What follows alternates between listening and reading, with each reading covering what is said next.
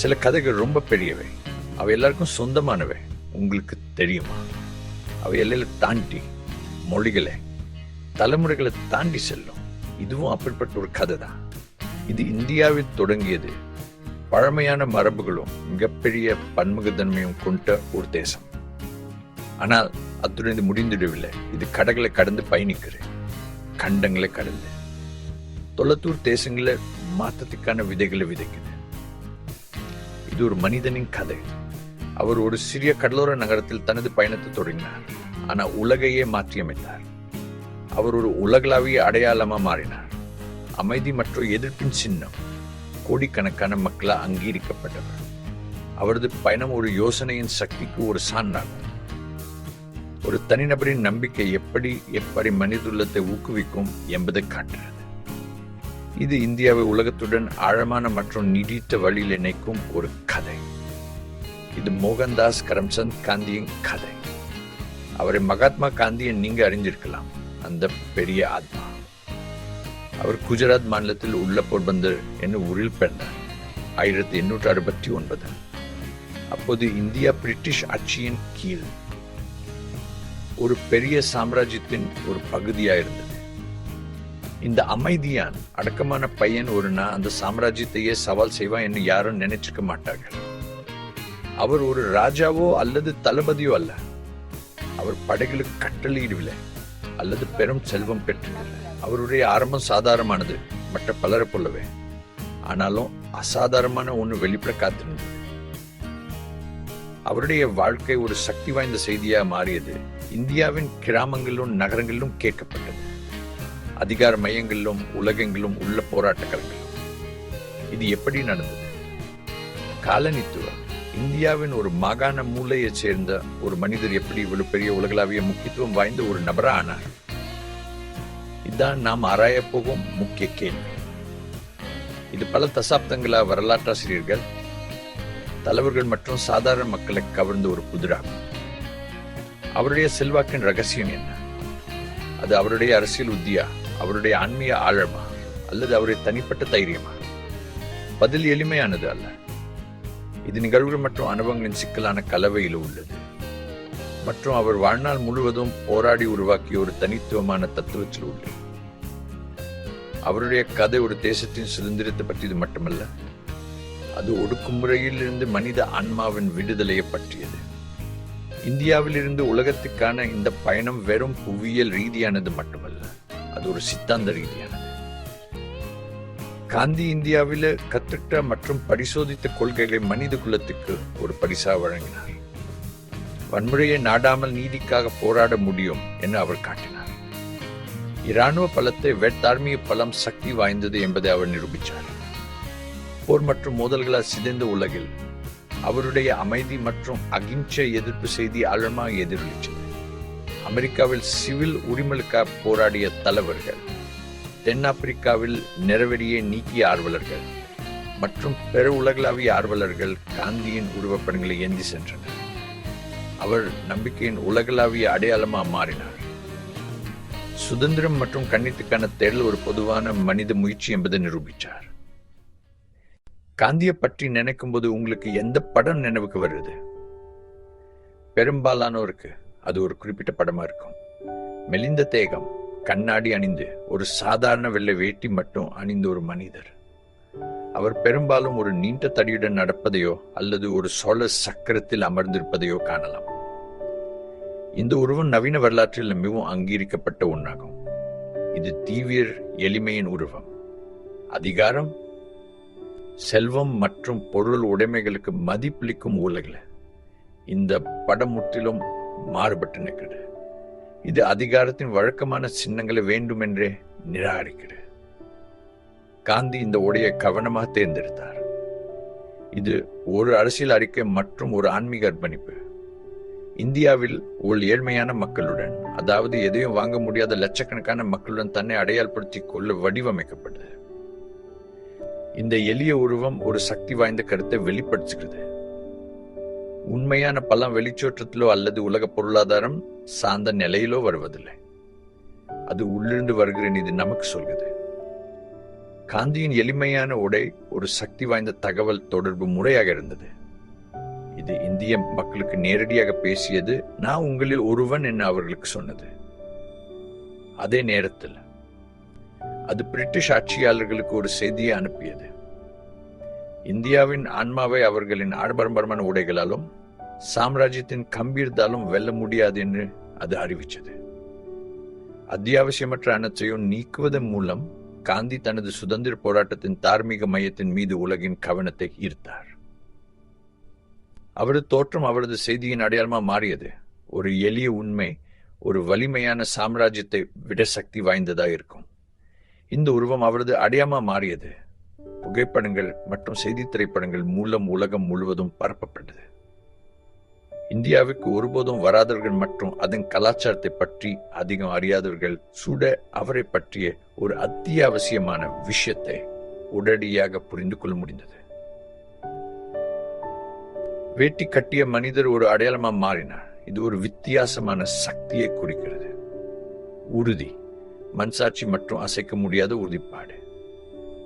ஆனா நாம் ஆழமா பார்க்காவிட்டா இந்த உருவம் தவறாக வழிநடலாம். இந்த எளிய முகமூடிக்கு பின்னால் ஒரு புத்திசாலித்தனமான மற்றும் மூலோபாய மனம் இருந்தது. அவர் ஒரு திறமையான வழக்கறிஞர், ஒரு திறமையான அமைப்பாளர் மற்றும் ஒரு சிறந்த தொடர்பாளர். அவரது எளிமை பலவீனத்தின் அல்லது அப்பாவித்தனத்தின் அடையாளம் அல்ல. சமூக மற்றும் அரசியல் மாற்றத்திற்கான ஒரு அதிநவீன பிரச்சாரத்தில் இது கவனமாக வடிவமைக்கப்பட்ட ஒரு கருவியாகும். சின்னங்களின் சக்தியை அவர் யாரையும் விட நன்றாக புரிந்துட்டார். லட்சக்கணக்கான மக்களை நகர்த்த உங்களுக்கு வாங்க மட்டும் போதாது. உங்களுக்கு ஒரு கதை, ஒரு உருவம், ஒரு உணர்வு தேவை என்பதை அவர் அறிவார். வேட்டி கட்டிய மனிதர் இந்தியாவின் சுதந்திரத்தின் காவிய கதையின் மைய கதாபாத்திரமாயிருந்தார். இது உலகம் முழுவதையும் கவர்ந்த ஒரு கதை. காந்தியின் பயணம் ஒரு சில முக்கிய கொள்கைகளால் வழிநடத்தப்பட்டது. இந்த கொள்கைகள் அவருடைய வாழ்க்கைக்கும் அரசியல் நடவடிக்கைகளுக்கும் அடிப்படையாக இருந்தன. அவருடைய தாக்கத்தை புரிந்து கொள்ள முதல் இந்த அடிப்படை யோசனைகளை புரிந்து கொள்ள வேண்டும்.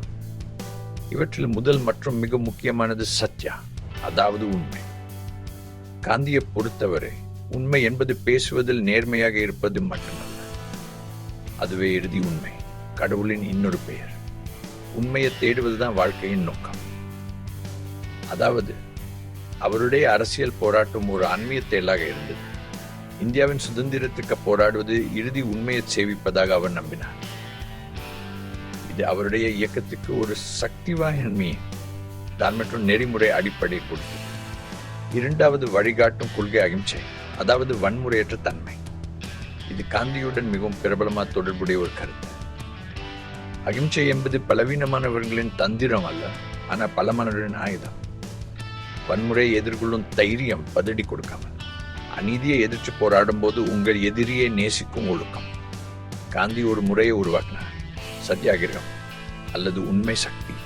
அடக்குமுறையாளரின் மனசாட்சியை தூண்டுவதற்கு செயலில் உள்ள அகிம்சை எதிர்ப்பு, அணிவகுப்புகள், புறக்கணிப்புகள், சட்ட மறுப்பு. ஆயுதமற்ற மக்கள் ஒரு சக்தி வாய்ந்த அரசை எப்படி எதிர்க்க முடியும் என்பதை அவர் காட்டினார். முன்னது கருப்பொருள், அவருடைய தனித்துவமான தலைமை பண்பு. பாரம்பரியமான மேலிருந்து கீழான தலைவர் அல்ல, அவர் முன்மாதிரியா வாழ்ந்தார். அவர் போதித்த கொள்கைகளை அவர் வாழ்ந்து காட்டினார். வெளிநாட்டு துணிகளை புறக்கணிக்க சொன்னார், அவர் தினமும் தன் சொந்த நூலை நூப்பார். விரதம் இருக்க சொன்னார், அவர் நீண்ட கடினமான விரதங்களை தானே மேற்கொள்வார். இது ஒரு உடைக்க முடியாத நம்பிக்கை மற்றும் பாசப்பிணைப்பை உருவாக்கியது. அவர்கள் அவரை ஒரு தந்தை உருவமா, ஒரு பாபுவா பார்த்தார்கள். சேவை, தியாகம் மற்றும் மக்களுடன் ஆழமான தனிப்பட்ட தொடர்பில் வேரூன்றிய தலைமை. நாம் முன்னேறும் போது இந்த மூன்று கருப்பொருட்கள், உண்மை, அகிம்சை, தலைமை, அவருடைய வாழ்க்கையில் எப்படி வெளிப்பட்டன என்பதை பார்ப்போம். தென்னாப்பிரிக்காவில் இன பாகுபாட்டின் தீயில் உருவானது. இந்தியாவின் சுதந்திர போராட்டத்துக்காக லட்சக்கணக்கான மக்களை திட்ட பயன்படுத்தப்பட்டு, மேலும் இந்த யோசனைகள் இந்தியாவின் எல்லைகளை தாண்டி நீதி மற்றும் சுதந்திரத்துக்கான உலகளாவிய இயக்கங்களுக்கு எப்படி உத்வேகம் அளிச்சன. ஒரு சாம்ராஜ்யத்தை அசைத்து பார்க்க போகும் ஒரு மனிதனின் கதை ஒரு சிறிய அமைதியான நகரத்தில் தொடங்குது. 1869 அக்டோபர் 2 குஜராத் கடற்கரையில் உள்பொற்பந்தர் என துறைமுக நகரத்தில் 3 மாடி வீட்டில் ஒரு குழந்தை பிறந்தது. பெற்றோர் அவருக்கு மோகன்தாஸ் கரம்சந்த் காந்தி என பெயரிட்டனர். அவரது குடும்பம் பனியா சாதியை சேர்ந்தது. போர்பந்தர் ஒரு சிறிய சமஸ்தானத்தின் தலைநகராக இருந்தது.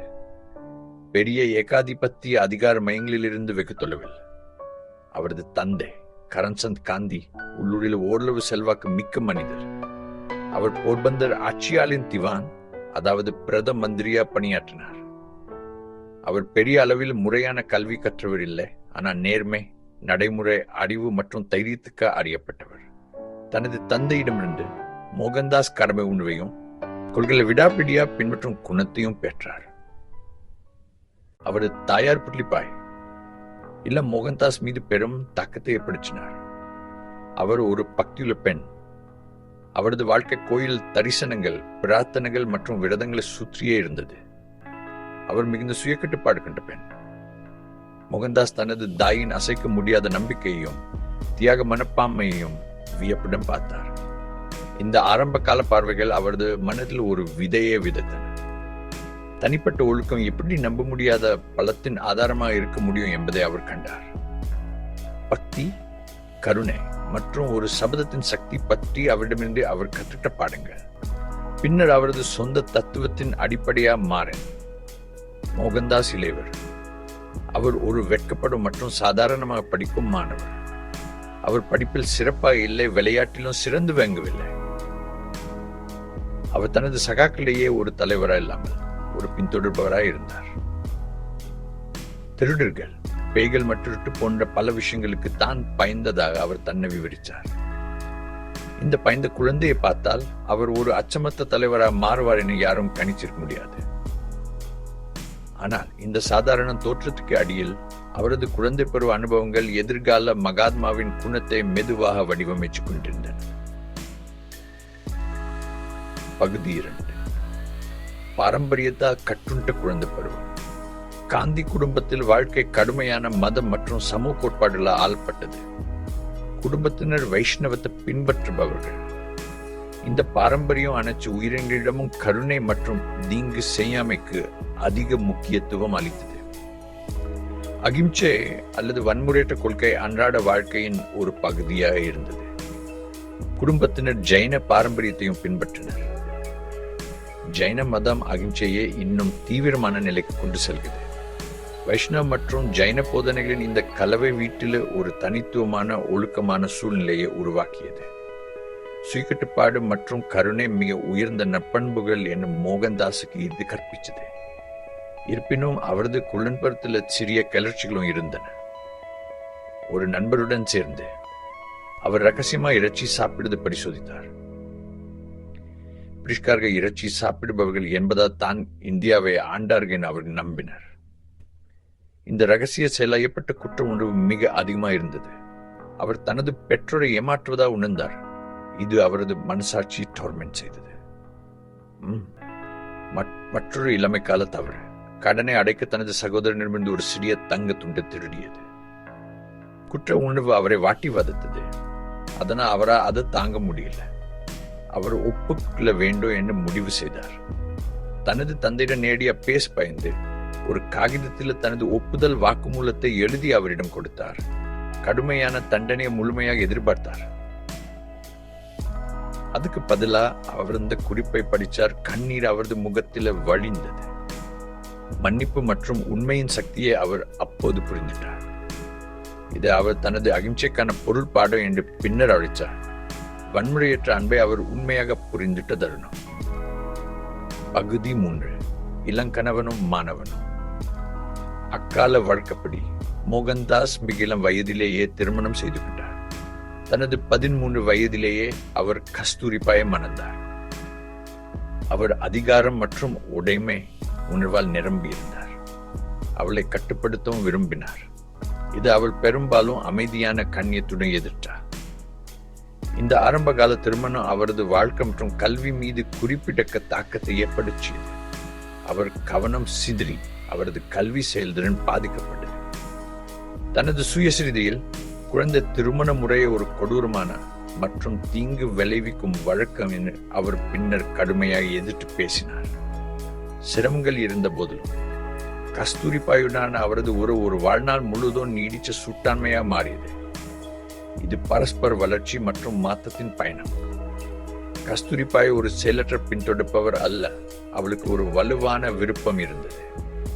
அவர் தவறு என்று நம்பிய போது அவரை அடிக்கடி சவால் செய்து தனது நிலப்பாட்டில் உறுதியாக நின்றார். வன்முறையற்ற எதிர்ப்பு அல்லது சத்தியாகிரகத்தின் நடைமுறையில் அவர் தனது முதல் மற்றும் மிக முக்கியமான சீடரானார். மோகன்தாஸுக்கு 16 வயதா இருந்தபோது அவரது தந்தை கரம்சந்த் காலமானார். அவரது மரணத்தின் போது அவர் தனது மனைவியோடு இருந்தார். இதனால் ஏற்பட்ட வெட்கமும் குற்றமும் பல ஆண்டுகளாக அவரை வாட்டி வதைத்தது. ஒரு குடும்ப ஆலோசகர் மோகன்தாஸ் தனது தந்தையிடத்தை பிடிக்க விரும்பினார்.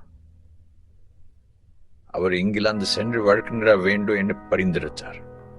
இந்த யோசனை தீவிரமானது, ஆனால் அது வேறுண்ணியது. பகுதி 4 லண்டன் தன்னை அறிந்து கொள்ளும் பயணம். லண்டன் போக வேண்டும் என்ற முடிவு ஒரு முக்கியமான முடிவு. அவர் சமூகத்தின் பெரியவர்கள் அவர் போவதற்கு தடை விதித்தார்கள். அவரை ஒதுக்கி வைப்பதா மிரட்டினார்கள். ஆனால் மோகன்தாஸ் தான் போவதில் உறுதியாக இருப்பதா கூறினார். பெரியவர்கள் அவரை சமூகத்திலிருந்து விலக்கி வைத்தார்கள். அவர் 1888 இலையுதிர் காலத்தில் லண்டன் வந்து சேர்ந்தார். அந்த நகரம் அவருக்கு அதிர்ச்சியா இருந்தது. அது பெரியதாகவும் சத்தமாகவும் குளிராகவும் இருந்தது. அவர் தனிமையாகவும் தொலைந்து போனவராகவும் உணர்ந்தார். அங்குள்ளவருடன் ஒண்டிப்போ வேண்டும் என முடிவெடுத்த அவர் ஒரு ஆங்கிலேயராக மாற வேண்டும் என்ற நோக்கத்தில் செயல்பட தொடங்கினார். அவர் நவநாகரிக உடைகளை வாங்கினார், நடனம் கத்துக்கிட்டார், வயலின் பாடுகை எடுத்தார். இந்த காலகட்டம் ஒரு செலவு மிகுந்த மற்றும் திருப்தியற்ற ஒரு முயற்சியாகவே இருந்தது. தான் தானா இல்லை என்பது விரைவில் உணர்ந்தார். அவர் தனது படிப்பில் கவனம் செலுத்த வேண்டும் என்னும் சிக்கனமா வாழ வேண்டும் என்னும் உணர்ந்தார். தனது வாழ்க்கையை கட்டுப்படுத்த தொடங்கினார். அப்போதுதான் அவர் தன்னை அறிந்து கொள்ளும் பயணத்தை உண்மையாவே தொடங்கினார். அவர் ஒரு சைவ உணவகத்தை கண்டுபிடிச்சார். அங்கு சந்தித்தவர்கள் மூலம் தொழிலமயமான சமூகத்தை விமர்சித்த மற்றும் கிழக்கு மதங்களில் ஆர்வம் கொண்ட அறிஞர்களின் வட்டாரத்தில் அறிமுகமானார். விசித்திரமா லண்டனில் தான் அவர் முதலில் பகவத்கீதையை படித்தார். அது அவரை மிகவும் கவர்ந்தது. குறிப்பா தன்னலமற்ற செயலுக்கு அது அளித்த முக்கியத்துவம். அவர் பைபிளையும் முதலில் படித்தார். குறிப்பா மலப்பிரசங்கத்தா மிகவும் ஈர்க்கப்பட்டார். மேலும் புத்தரின் வாழ்க்கையை பற்றிய அர்னால்டின் கவிதையையும் படித்தார். இந்த படிப்புகள் அவரது சொந்த மத பாரம்பரியத்தை ஒரு புதிய வெளிச்சத்தில் பார்க்க உதவின. லண்டனில் அவர் கழித்த 3 ஆண்டுகள் சட்ட படிப்பை மட்டும் பற்றியது அல்ல, அவை ஆன்மாவின் ஆழமான கல்வி. மோகன்தாஸ் இன்னர் டெம்பிளில் சேர்ந்தார். அவர் தேர்வுகளில் தேர்ச்சி பெற்று ஜூன் மாதம் வழக்கறிஞர் அழைக்கப்பட்டார். அவர் இப்போது அதிகாரப்பூர்வமாக ஒரு வழக்கறிஞர். அதே ஆண்டு இறுதியில் இந்தியா திரும்பிய போது அவர் நம்பிக்கையுடன் இருந்தார். தனக்கு நடைமுறை திறங்கள் இல்லை என்பதை அவர் கண்டறிந்தார். நீதிமன்றத்தில் பேசுவதற்கு அவர் மிகவும் சூச்ச சுபாவம் உள்ளவராக இருந்தார். அவரது முதல் முயற்சி ஒரு முழுமையான தோல்வி. அவரால் ஒரு வார்த்தை கூட பேச முடியவில்லை. அவமானத்துடன் அமர்ந்தார். ராஜ்கோட்டில் ஒரு சட்ட பயிற்சி தொடங்க முயற்சிச்சார். ஆனால் அவருக்கு பெரிய வெற்றி கிடைக்கல. அவர் ஒரு தோல்வியாளராக உணர்ந்தார். அவரது வாழ்க்கையின் இந்த தாழ்ந்த கட்டத்தில் தான் ஒரு எதிர்பாராத வாய்ப்பு கிடைச்சது. ஒரு வர்த்தக நிறுவனத்துக்கு தென்னாப்பிரிக்காவில் ஒரு சிக்கலான வணிக தகராறு இருந்தது. அந்த வேலை ஒரு வருடத்துக்கு. காந்திக்கு அது ஒரு வாழ்வாதாரம். 1893 ஏப்ரல் மாதம் அவர் தென்னாப்பிரிக்கா கப்பலில் புறப்பட்டார். தென்னாப்பிரிக்காவுக்கான பயணம் என்பது இடமாற்றத்தை வெட்மேலானது. அது ஒரு புதிய மற்றும் கொடூரமான யதார்த்தத்துக்கான பயணம். காந்திக்கு அப்போது 23 வயது. அவர் ஒரு சட்ட ஆலோசகராக சென்றார். பிரிட்டிஷ் பயிற்சி பெற்ற ஒரு வழக்கறிஞருக்கு உரிய மரியாதையுடன் நடத்தப்படுவார் என்று எதிர்பார்த்தார். அவர் முறையான அவமானப்படுத்தும் இனவெறிக்கு தயாரா இல்லை. தென்னாப்பிரிக்காவில் அப்போது கடுமையான இனப்படிநிலை இருந்தது. உண்மைக்கான தருணம் வந்தது. டெர்பனிலிருந்து பிரிட்டோரியாவுக்கு ஒரு சட்ட வழக்கை விசாரிப்பதற்காக பயணம் செய்த போது அவர் ஒரு முதல் வகுப்பு ரயில் டிக்கெட்டை முன்பதிவு செய்தார். பீட்டர்மாரிட்ஸ்பர்க் நிலையத்தில் ஒரு வெள்ளையர் பெட்டிக்குள் நுழைந்து ஒரு குழியுடன் அதை பகிர்ந்து கொள்வதற்கு எதிர்ப்பு தெரிவித்தார்.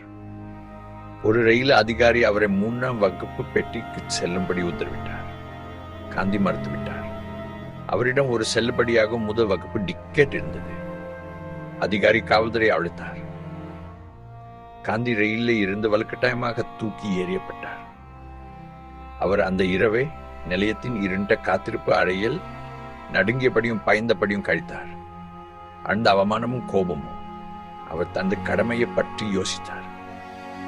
தனது உரிக்க போராட வேண்டுமா அல்லது இந்தியாவுக்கு திரும்பி செல்ல வேண்டுமா? அவர் ஒரு முடிவை எடுத்தார். இந்த அநீதியை அவர் சும்மா ஏற்றுக்கொள்ள மாட்டார். அவர் அங்கே தங்கி நிறவெறிக்கு எதிராக போராடுவார். பிரிட்டோரியாவுக்கான பயணத்தின் மீதி பகுதி மேலும் நாம் பல அவமானங்களை கொண்டு வந்தது. சரோப்பியர்களுக்கு மட்டும் என்ன பலகையுடன் ஹோட்டல்களில் நுழைய மறுக்கப்பட்டது. ஒரு குதிரை வண்டியின் படிக்கட்டில் பயணிக்க வேண்டிய கட்டாயம் ஏற்பட்டது. ஒவ்வொரு சம்பவம் அவரது உறுதியை வலுப்படுத்தியது. அவர் பிரிட்டோரியாவுக்கு ஒரு நிறுவனத்தின் வழக்கறிஞராக மட்டுமல்ல, ஒரு நோக்கத்துக்காக வெளித்தெழுந்த ஒரு மனிதராகவும் வந்தார். குளிர், இருண்ட காத்திருப்பாரு, ஒரு புதிய வெளிப்புணர்வு உருவான களமாக மாறியது.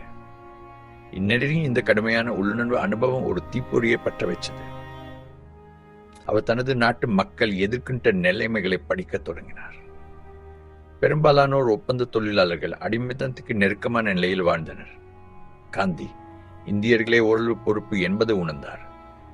சமூகம் பிளவுபட்டிருந்தது. பொதுவான அடையாளம் அல்லது கூட்டு நோக்கம் என்ற உணர்வு இல்லை.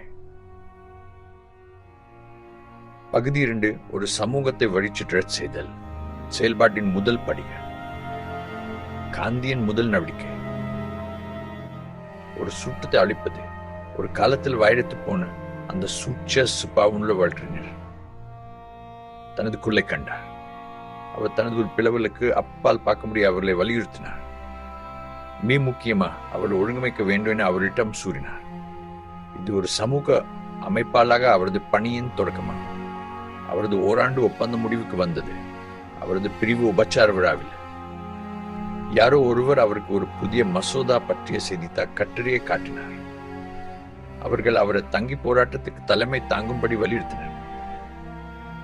அவர் மேலும் ஒரு மாதம் தங்க ஒப்புவிட்டார். அந்த மாதம் 20 ஆண்டுகளாக மாறியது. இன் 1904 அவர் நடால் இந்திய காங்கிரஸை நிறுவினார். அது ஒரு நிரந்தர அரசியல் அமைப்பு. இது இந்திய சமூகத்துக்கு ஒரு ஒருங்கிணைந்த தளத்தையும் தொடர்ச்சியான குரலையும் கொடுத்தது. தென்னாப்பிரிக்க இந்தியர்கள் இனி அமைதியா துன்பப்பட மாட்டார்கள் என்று உலகுக்கு அறிவிச்சது. பகுதி 3, அமைதிக்கான ஆயுதம் உருவாக்குதல். சத்தியாகிரகத்தின் பிறப்பு. என்டிரோ நீக்காம் ஆண்டு டிரான்ஸ்வால் அரசாங்கம் ஒரு அவமானகரமான சட்டத்தை அறிமுகப்படுத்தியது. அதுதான் கருப்பு சட்டம். இந்த சட்டம் ஒவ்வொரு இந்தியரையும் பதிவு செய்ய வேண்டும், கைரேகை பதிக்க வேண்டும் மற்றும் எப்போதும் ஒரு பதிவு சான்றிதழை வைச்சிருக்க வேண்டும் என்று கட்டாயப்படுத்தியது. காந்தி ஒரு பெரிய சூட்டத்தை ஏற்பாடு செய்தார். இந்த சட்டத்துக்கு இணங்க மறுப்போம் என சமூகம் ஒரு உறுதிமொழி எடுக்க வேண்டும் என அவர் முன்மொழிந்தார். அவர் ஒரு வார்த்தையை தேடினார். காந்தி அதை சத்தியாகிரம் என்று மாற்றினார். அதை அவர் உண்மை சக்தி அல்லது ஆன்ம சக்தி என்று வரையறுத்தார். கருப்பு சட்டம் நிறைவேற்றப்பட்ட போது சத்தியாகிரக பிரச்சாரம் தொடங்கியது. இந்தியர்கள் பதிவு செய்ய மறுத்தனர். அரசாங்கம் காந்தி உட்பட நூற்றுக்கணக்கானோரை கைது செய்து சிறையில் அடைத்தது. பகுதி 4, பீனிஸ் குடியேற்றம் மற்றும் டால்ஸ்டாய் பண்ண வாழும் பரிசோதனைகள். 1904 அவர் பீனிஸ் குடியேற்றத்தை நிறுவினார். அவர்கள் ஒரு எளிய சமூக வாழ்க்கையை வாழ்ந்தார்கள். எல்லோரும் உழைப்பை செய்ய வேண்டும். இது சத்தியாகிரிகளுக்கு ஒரு பயிற்சி மைதானமாக இருந்தது. 1910 ஒரு 2வது சமூகம் நிறுவப்பட்டது. டால்ஸ்டாய் பண்ணை. ரஷ்ய எழுத்தாளர் லியோ டால்ஸ்டாயின் நினைவா பெயரிடப்பட்டு. டால்ஸ்டாய் பண்ணையில் வாழ்க்கை இன்னும் எளிமையாக இருந்தது. காந்தி கல்வியிலும் பரிசோதனை செய்தார். அவர் வலுவான ஒழுக்க பண்புகளை கொண்ட சுய சார்பு தனிநபர்களை உருவாக்க விரும்பினார். பகுதி சந்து மாபெரும் பேரணி மென்சிங்கு சுத்தாரின் வாக்கில் ஒரு புதிய அநீதி பிரச்சாரத்தின் இறுதி நாடகட்டத்தை தூண்டியது. காந்தி வெகுஜன நடவடிக்கை எடுக்க இதுவே சரியான நேரம் என்று முடிவு செய்தார். நவம்பரில் வைகோ ஆராடியில் ஒரு மக்கள் வெள்ளம் தங்கள் பேரணியை தொடங்கியது. நடாலில் இருந்து டிரான்ஸ்வாலுக்கு. இந்த பேரணி தைரியம் மற்றும் ஒழுக்கத்தின் ஒரு காட்சியாயிருந்தது. காந்தி பலமுறை கைது செய்யப்பட்டார். பின்னர் பேரணியில் மீண்டும் இணைந்தபோது மீண்டும் கைது செய்யப்பட்டார். அரசாங்கத்தின் பதில் கொடூரமானது. ஆயிரக்கணக்கான இந்திய சுரங்க தொழிலாளர்கள் ஒற்றுமையுடன் வேலைநிறுத்தம் செய்தனர். அரசாங்கம் அவர்களை சவுக்கடி கொடுத்து துன்புறுத்தியது. இந்த அடக்குமுறை பற்றிய செய்திகள் ஒரு கொன்னிப்பை ஏற்படுச்சு. அழுத்தம் மிக அதிகமாக இருந்தது. அடக்குமுறை தலைகீழாக மாறியது. பகுதி 6 கடினமான வெற்றி மற்றும் ஒரு பிரியாவிடு. அரசாங்கம் பேசுவந்த மேசைக்கு வர வேண்டிய கட்டாயம் ஏற்பட்டது. ஜெனரல் ஜான்சுடன் 1914 ஒரு ஒப்பந்தம் இயற்றப்பட்டது. இந்திய நிவாரண சட்டம் இயக்கத்தின் முக்கிய கோரிக்கைகளுக்கு இணங்கியது. இது ஒரு குறிப்பிட்ட வெற்றி. ஒரு சிறிய உரிமையற்ற சமூகம் ஒரு சக்தி வாய்ந்த அரசாங்கத்தை வளைக்க செய்தது. இந்த வெற்றி கிடைத்ததால் தென்னாப்பிரிக்காவில் தனது பணி முடிந்துவிட்டது என காந்தி உணர்ந்தார். 1914 ஜூலையில் அவர் கப்பலில் புறப்பட்டார். பகுதி 7 மாற்றம். தென்னாப்பிரிக்காவில் அவர் கழித்த 21 ஆண்டுகள் அவரது வாழ்க்கையின் முக்கியமானவை. போர்பந்தரில் இருந்து வந்த வெட்கப்படும் வழக்கின் மகாத்மாவாக மாறியது இங்குதான். அவர் இப்போது தனது அடுத்த மற்றும் மிகப்பெரிய சவாலை இந்தியா விடுவிப்பது எதிர தயாராயிருந்தார். மோகன்தாஸ் காந்தி ஜனவரி 1915 இந்தியா திரும்பிய போது அவர் ஒரு அறியப்படாத வழக்கறிஞர் இல்லை. தென் ஆப்பிரிக்காவில் அவர் நடத்திய வெற்றிகரமான போராட்டம் அவரை ஒரு தேசிய வீரனாக்கியது. ஆனால் காந்தி அரசியல் குதிக்க தயாராக இல்லை. அவர் தனது அரசியல் குருவான கோபால் கிருஷ்ண கோகலையின் அறிவுரை ஏற்றுக்கிறார். அதாவது இந்தியாவில் தனது முதல் வருடத்தில் காதுகளை திறந்து வச்சுக்கின்று வாயை மூடிக்கொண்டிருக்க வேண்டும். அவர் துணை கண்டம் முழுவதும் ஒரு வருட பயணத்தை தொடங்கினார். பெரும்பாலும் 3ஆம் வகுப்பு ரயில பெட்டிகளை பயணம் செய்தார். இந்த பயணம் ஒரு ஆழமான மறுகல்வி. இந்திய விவசாயிகளின் இமென்ஸ் வறுமையையும் சாதி அமைப்பின் ரிஜிடிட்டிஸையும் தேசத்தை வாட்டி வதைத்த ஆழமான பிரச்சனைகளையும் அவர் கண்டார். அவர் ஒரு ஆசிரமத்தையும் நிறுவினார். அவரது முதல் சர்ச்சைக்குரிய செயல்களில் ஒன்று தீண்டத்தக்காத குடும்பத்தை அனுமதித்தது. காந்தி உறுதியாக இருந்தார். அவர் பிரிட்டிஷாரை எதிர்த்து போராட மட்டுமல்ல, இந்திய சமூகத்தை உள்ளிருந்து சீர்திருத்தவும் திரும்பியிருந்தார். ஒரு வருட அமைதி மற்றும் கண்காணிப்புக்கு பிறகு காந்தி செயல்பட தயாரானார். 1917 ஒரு ஏழை விவசாயி அவரை அணுகினார். இண்டிகோ குத்தகதாரரின் அவளை நிலையை பார்க்கிறமாறு கெஞ்சினார். காந்தி வந்தவுடன் வெளியேற ஒரு அதிகாரப்பூர்வ உத்தரவு அவருக்கு வழங்கப்பட்டது. அவர் அதை மீறுவதா பதிலளித்தார். அரசாங்கம் குழப்படைந்தது. அவர்கள் வழக்கை கைவிட்டனர். இது இந்தியாவில் சிவில் ஒத்துழையாமையின் முதல் வெற்றி. காந்தியும் அவரது குழுவும் சுரண்டலுக்கான மறுக்க முடியாத ஆதாரங்களை உருவாக்கின. கமிஷன் விவசாயிகளுக்கு ஆதரவாக தீர்ப்பளித்தது. சம்பாரன் சத்தியாகிரகம் ஒரு அற்புதமான வெற்றி. அடுத்த ஆண்டே காந்தி மற்றொரு போராட்டத்துக்கு அழைக்கப்பட்டார். கேடா மாவட்டத்தில் பயிர்கள் அழிந்து விட்டார். ஆனால் பிரிட்டிஷ் அதிகாரிகள் முழு நில வரியையும் வசூலிக்க வலியுறுத்தினர். காந்தி விவசாயிகளை ஒழுங்கமைத்து வரி செலுத்த மறுக்க அறிவுறுத்தினார். போராட்டம் நீண்டதாகவும் கடினமானதாகவும் இருந்தது. ஆனால் விவசாயிகள் ஒன்றுபட்டு நின்றனர். இந்த 2 பிரச்சாரங்களும் சம்பாரன் மற்றும் கேடா காந்திய ஏழைகளின் பாதுகாவலாகவும் இந்திய அரசியலில் ஒரு சக்தி வாய்ந்த புதிய சக்தியாகவும் நிலைநிற்றன. 1919 ஒரு சம்பவம் காந்தியை ஒரு தேச அளவிலான இயக்கத்துக்கு தலைவராக மாற்றுச்சு. அதுதான் ரெப்லட் சட்டம். காந்தி ஒரு தேச அளவிலான ஹர்தாலுக்கு அழைப்பு விடுத்தார். இந்த இயக்கம் அமிர்தசரஸ் நகரத்தில் ஒரு சோகமான திருப்பத்தை எடுத்தது. ஒரு பெரிய அமைதியான சூட்டம் சூடியிருந்தது.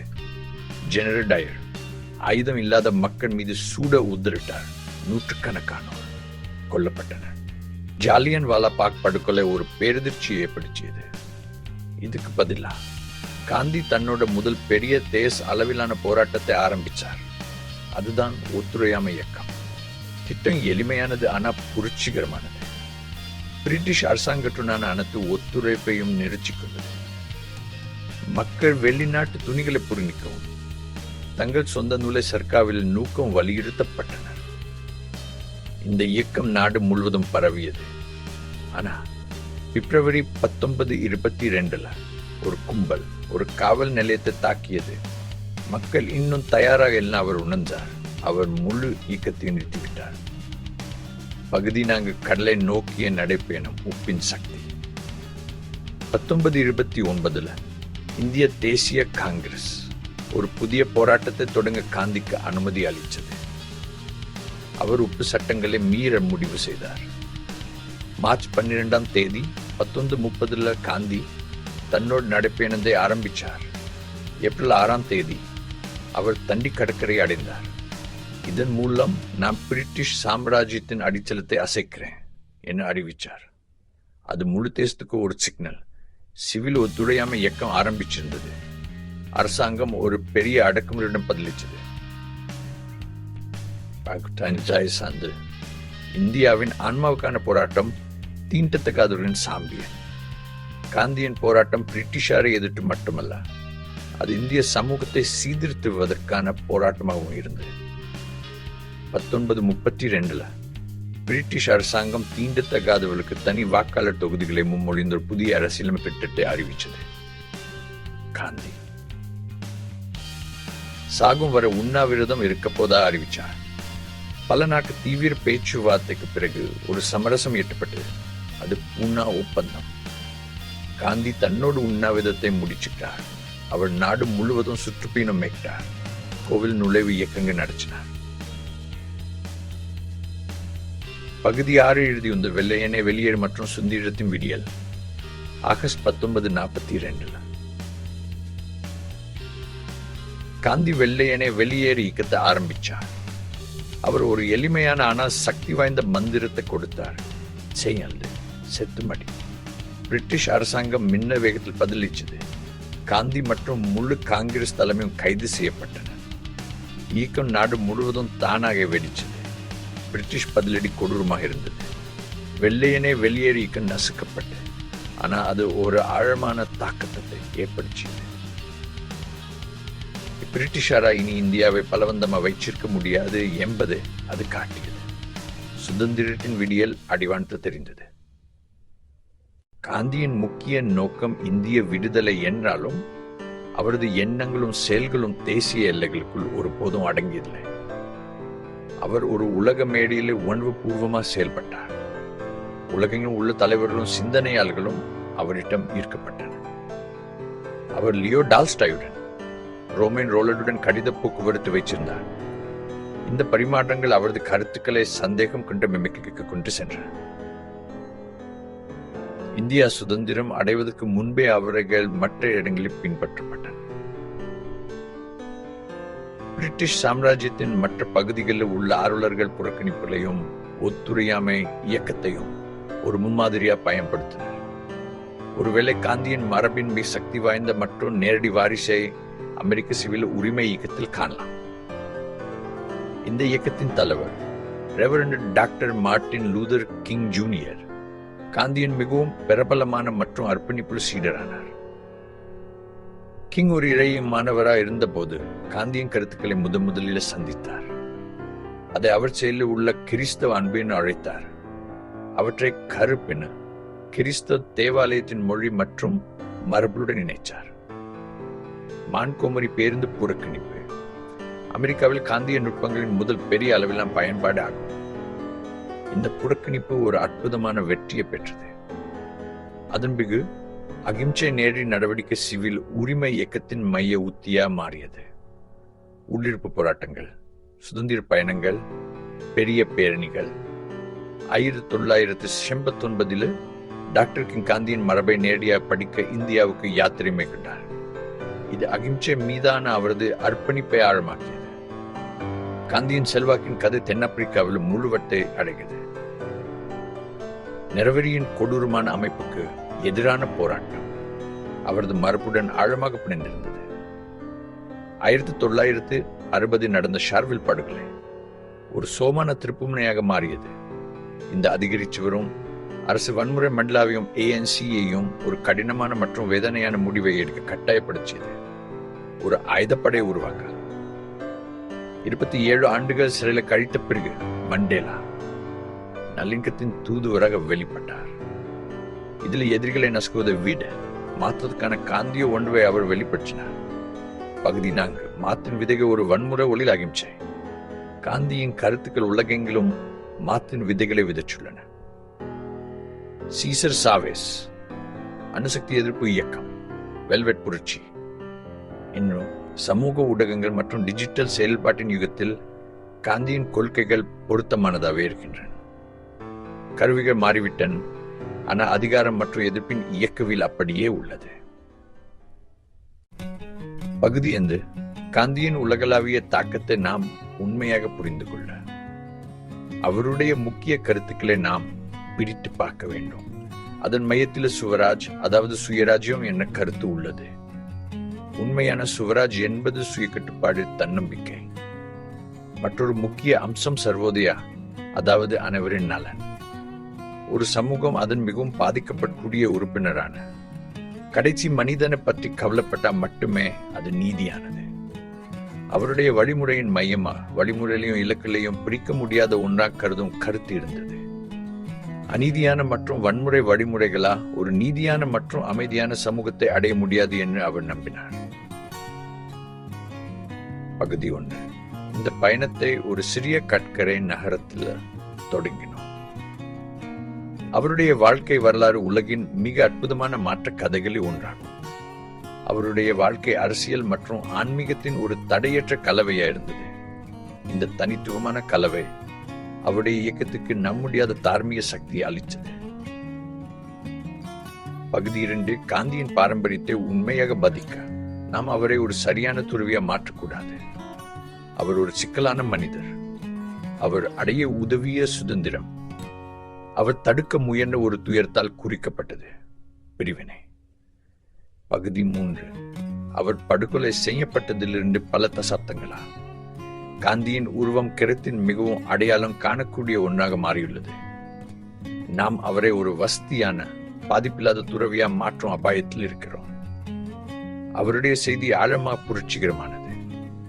கட்டுப்பாடற்ற நுகர்வோர் கலாச்சார காலத்தில் அவர் எளிமையான வாழ்க்கையை போதித்தார். தீவிர ஏற்றத்தாழ்வு நிறைந்த உலகில் அவர் கடைசி மனிதனின் காரணத்தை ஆதரித்தார். காந்தியின் தத்துவம் சிறிய மற்றும் தனிப்பட்ட விஷயங்களில் தொடங்குது. அது அச்சமின்றி இருக்க நம் சொந்த வாழ்க்கையில் அநீதிக்கு ஒத்துழைக்க மறுக்க அழைப்பு விடுகிறது, எவ்வளவு சிறியதாக இருந்தாலும். உலகத்தை வடிவமைச்ச இந்தியர் படைகளாலோ அல்லது பேரரசுகளோ அதை செய்யவில்லை. அவர் ஒரு கருத்துடன் அதை செய்தார். தார்மீக சக்தி ஓடல் பலத்த சக்தி வாய்ந்தது என்ன ஒரு கருத்து. அவருடைய அசல் புகைப்படங்கள் நம்ம தொடர்ந்து அச்சுறுத்தி ஊக்கப்படுத்துகின்றன. அவர் ஒரு மனிதனை காட்டுகின்றன.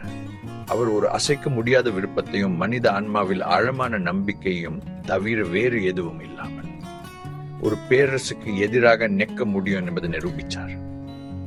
மேலும் இந்த செயல்பாட்டில் ஒரு நீதியான மற்றும் அமைதியான உலகத்துக்கு பாடுபடும் அனைவரையும் தொடர்ந்து ஊக்குவிக்கும் ஒரு பாரம்பரியத்தை விட்டு சென்றார்.